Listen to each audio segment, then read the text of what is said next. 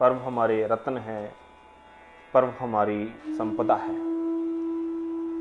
इन समस्त पर्वों में एक पर्व ऐसा भी आता है जिसको हम श्री गुरु पूजा के नाम से जानते हैं, जिसको व्यास पूजन भी कहते हैं, व्यास पूजा भी कहते हैं। इस महान पर्व को जहाँ जहाँ भारतीय संस्कृति से जो जन ओतप्रोत हैं और गुरु परंपरा का जो निर्वाह करते हैं, उसका अनुसरण करते हैं, वे बड़ी धूमधाम से मनाते हैं। दीपावली त्योहार आ जाए, वे भले उसका सम्मान करें, लेकिन दीपावली उनके लिए वास्तविक तब ही है जिस वक्त वे गुरु की पूजा करते हैं, गुरु का सम्मान, उनकी अर्चना, उनकी स्तुति, उनकी महिमा गाते हैं।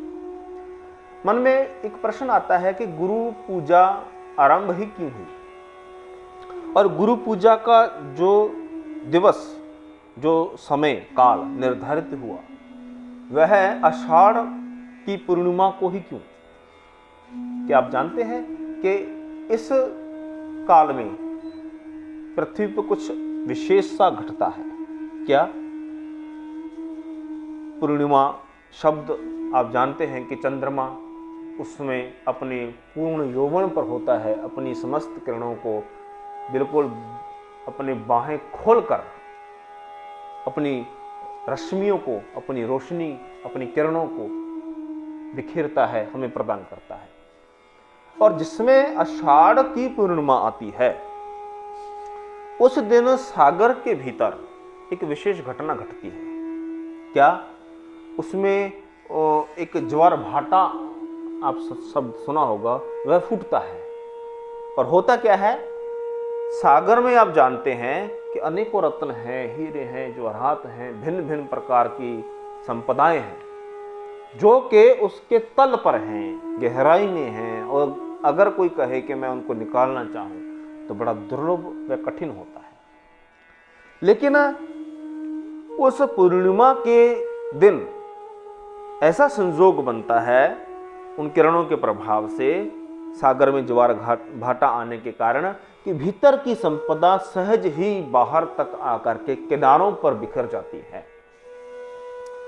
और जो जीव हैं, जिस जिस अभिलाषा को लेकर के जाते हैं, हाँ, हालांकि वहां पर कुछ मृत जीव भी आते हैं, उनको बगुले खा जाते हैं, लेकिन उसमें कुछ हीरे भी आते हैं, मोती भी आते हैं, तो जो हंस होते हैं वे उनको चुन लेते हैं, धारण कर लेते हैं। इसी प्रकार से महापुरुष ने कहा कि जैसे बाहर का सागर अपने भीतर की संपदा को पूर्णिमा के दिन, आषाढ़ की पूर्णिमा के दिन बाहर उड़ेल देता है विशेष भाव के कारण, उसी प्रकार गुरु, महापुरुष ने कहा, वे भी एक सागर हैं। बाहर का सागर, उसकी सीमा, उसकी गहराई, उसकी विशालता वह सीमित हो सकती है, लेकिन जो गुरु हैं वे ऐसे सागर हैं जिनकी कोई सीमा नहीं है, जिनकी विशालता का कोई थाह नहीं है, जिनकी गहराई की कोई, आप कहें कि मापदंड ही नहीं है। और उनके भीतर अध्यात्म के ऐसे हीरे, मोती, संपदा ऐसी हैं कि अगर कोई साधक उनको पाना चाहे, आध्यात्मिक संपत्ति को, तो उसको अनेकों जन्म लग जाते हैं।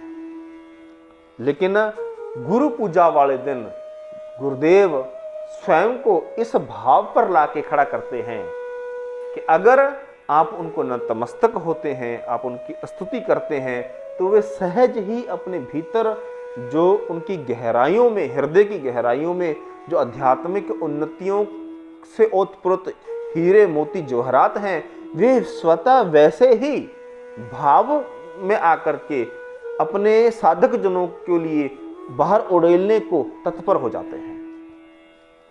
इसलिए आज के दिन अगर कोई साधक गुरु से प्रार्थना करता है, उनको भाव में होकर, श्रद्धा युक्त होकर, प्रार्थना युक्त होकर कहता है कि हे गुरुदेव, मेरे भीतर अध्यात्म की इस ऊंचाई को छूने में निरंतर असफलता हो रही है, तो आप कृपा करो कि मेरे प्रयासों को आपकी कृपा का आधार मिल जाए, आपके स्नेह का पंख मिल जाए और आपकी दया का आंचल मिल जाए। तो गुरुदेव निश्चित आज के दिन ऐसे ऐसे भावों को अवश्य पूर्ण करते हैं, यह सत्य है।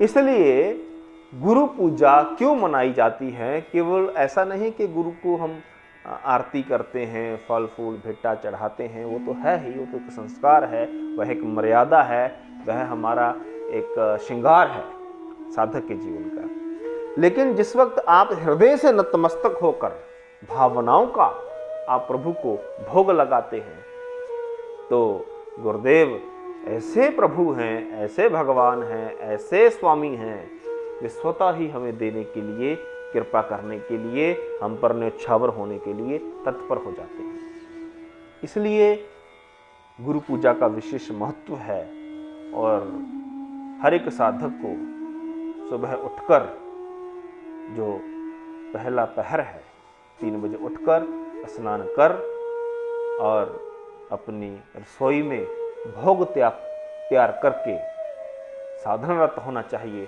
और जिस वक्त सुबह का समय होता है, मान लीजिए पहला पहर समाप्त होने वाला हो लगभग 6 बजे, तो यहाँ अपनी सुविधा के अनुसार पहले भी कर सकते हैं। कीमत समय की नहीं है, कीमत भाव की है। तो आप गुरुदेव की आरती करें, उनको भोग लगाएं और जो भोग लगा है आप स्वयं तो उसको, प्रसाद को ग्रहण करें ही करें। जो भी भावयुक्त आपके और पड़ोसी हैं, आपके संबंधी हैं, आप उनको वह प्रसाद अवश्य प्रदान करें। तो इसलिए गुरु पूजा का विशेष महत्व है, इसकी विशेष महिमा है। तो आप इस पर्व को दीपावली से भी अधिक चाव से मनाएं। इतना कहना था। धन्यवाद। जय श्री राम।